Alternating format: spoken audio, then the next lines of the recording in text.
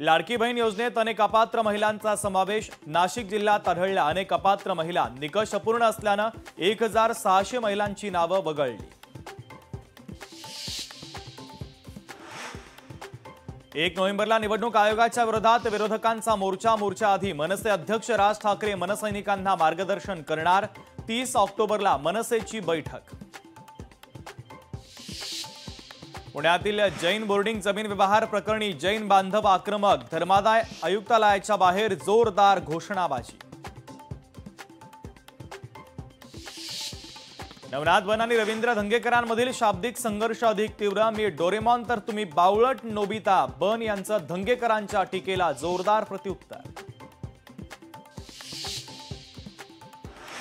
Nilesh गायवळनं जामखेडमध्ये 60 acre जागा खरेदी केल्याची माहिती। तब्बल 500 कोटींची जागा फक्त 1.25 कोटीमध्ये खरेदी केल्याची धक्कादायक बाब समोर। पुणे पोलिसांचं उच्च आयुक्तालयाला पत्र। निलेश गायवळचा लवकरात लवकर शोध घ्या। पुणे पोलिसांची यूके हाय कमिशनकडे मागणी।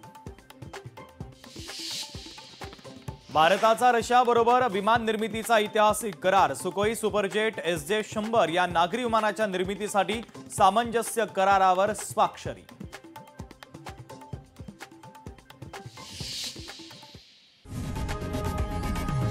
लोकशाही मराठी ऐका, पहा, जागरूक रहा।